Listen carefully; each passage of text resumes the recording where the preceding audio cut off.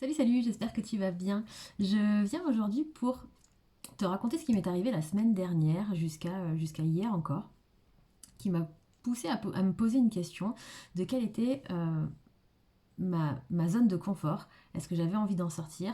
Et du coup, j'ai envie de te poser la question, quelle est la tienne de zone de confort? La connais-tu? Et quand tu te retrouves face à une situation délicate, difficile, stressante, est-ce que de façon naturelle, par ton tempérament ou pas, tu as envie d'aller dépasser cette zone de confort, de sortir de cette zone pour pouvoir aller de l'avant et contrer un petit peu, on va dire, tes peurs.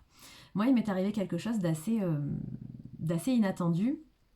J'ai été contactée la semaine dernière par une personne qui est dans le milieu des courses de chevaux du coup, et c'est vraiment quelque chose qui m'effrayait beaucoup parce que pour moi les courses au niveau émotionnel du cheval et de ce que j'en ressens c'est très très dur pour moi. Je connaissais pas cette personne, je savais qui elle était mais je ne la connaissais pas plus que ça et donc du coup on a pris rendez-vous pour hier et elle m'a envoyé des photos, les photos de sa jument en question un peu trop à l'avance où elle me les a envoyées mercredi. Et inconsciemment, en fait, à partir de mercredi soir, j'ai commencé à avoir une espèce de pression, une espèce de blocage, des espèces d'angoisse qui me pesaient énormément. Et je le mettais sur mon quotidien qui est plutôt stressant ces derniers temps, où je me suis dit, bon bah ça y est, j'ai atteint un point de non-retour, j'en fais trop, je m'écoute pas assez, et du coup, ben voilà, ça me pénalise. Et j'ai vraiment été mal pendant toute cette semaine, jusqu'à hier matin, où je me suis rendu compte en fait que cette douleur, quand j'ai fait le chemin inverse en me demandant en fait mais depuis quand elle est là et pourquoi elle est là, j'ai fait le rétro-planning de la semaine dernière et je me suis rendu compte que l'élément déclencheur c'était cette communication que j'allais avoir hier après-midi en fait. Donc du coup, je me suis posé tout plein de questions. J'étais déjà effrayée, mais bon, j'avais pas vraiment conscience que c'était ça qui me parasitait sur mon quotidien, sur mes soirs, mes nuits, enfin mon sommeil et tout ça.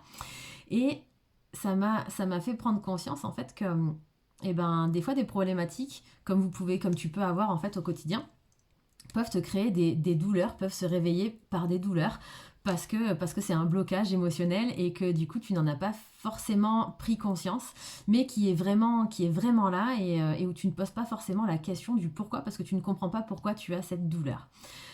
Du coup, je l'ai vécu vraiment assez mal, où j'ai vraiment été très oppressée, où j'avais un blocage au niveau du plexus solaire, où j'arrivais plus à respirer, où j'avais besoin de prendre de grandes respirations et j'avais besoin besoin de respirer. Je comprenais pas pourquoi j'avais ce besoin aussi intense de devoir en fait prendre ma respiration et d'avoir cette liberté de respiration en fait.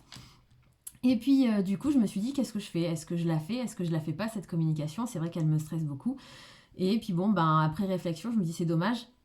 J'ai la capacité peut-être de pouvoir aider quelqu'un, de pouvoir aider un cheval pour aller plus loin. Et ça serait égoïste de ma part et en même temps ça serait un échec de rester dans ma zone de confort parce que en fait ben ça me stresse de pouvoir éventuellement ressentir la souffrance du cheval ou les problématiques du cheval. Donc du coup, je l'ai quand même fait. Ça s'est vraiment hyper bien passé. Ça a été vraiment une personne, je ne m'attendais pas à autant d'ouverture, à autant de générosité, à autant d'engagement et de valeur.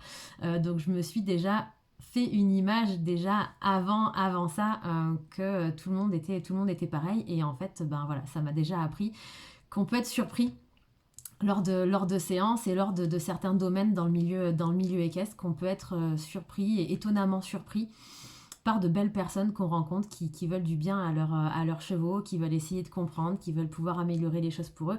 Et ça, c'était juste fantastique déjà. Donc cette personne, je la remercie énormément pour ce temps qu'on a passé ensemble qui a été juste fantastique. Ce que ça m'a apporté après la séance, eh ben, j'ai été lessivée parce que j'avais tellement mis de stress, j'étais tellement stressée et ça me pesait tellement qu'en relâchant la pression hier soir, je me suis littéralement affalée sur mon canapé avec une couverture. J'avais hyper mal parce que je pense que c'était soulagement. J'ai dormi comme un bébé cette nuit. Je ne me suis même pas réveillée une seule fois et aujourd'hui je n'ai plus de douleur.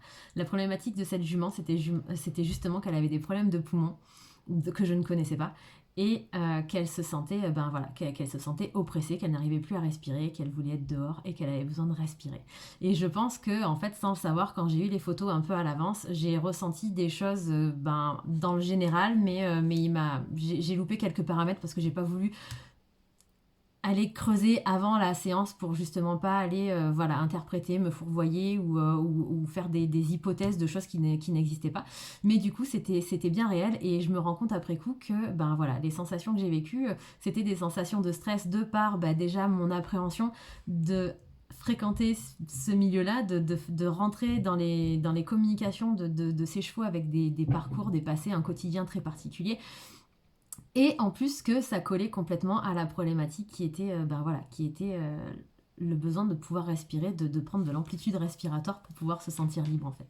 Donc voilà, donc je voulais juste vous partager ça et vous soulever la question de et vous, et toi, qu'est-ce que tu fais quand tu te retrouves dans une situation de stress, dans une situation de blocage, dans quelque chose que tu as peur en fait de dépasser? Est-ce que tu restes dans cette zone de confort? Est-ce que tu en sors? Comment tu fais pour en sortir? Quelles sont tes astuces pour aller plus loin, pour combattre ta peur et pour y aller et puis te dire on verra ce qu'il en sort de bon de tout ça.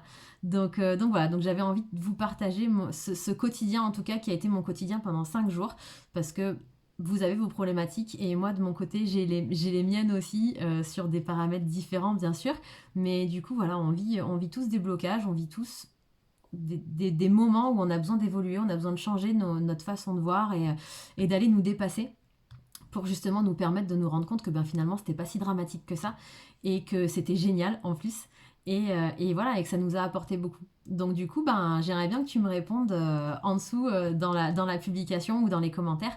Toi qu'est-ce que tu fais quand tu es dans cette situation là? Voilà. Est-ce que tu restes là où tu es et tu n'avances pas et tu te trouves dans un carcan de problématiques à laquelle tu ne veux pas sortir par peur? Ou est-ce que tu te jettes à l'eau, tu prends ton courage à deux mains et t'essayes de faire un peu l'aventurière et de voir s'il en ressort de belles choses et voir ce que ça peut t'apporter de positif. J'espère te dire à très bientôt, j'espère que la vidéo t'a plu, tu peux la partager à qui tu veux ou à des personnes qui tu penses être dans cette problématique-là. Et je te dis à très bientôt pour un nouveau sujet. Ciao ciao!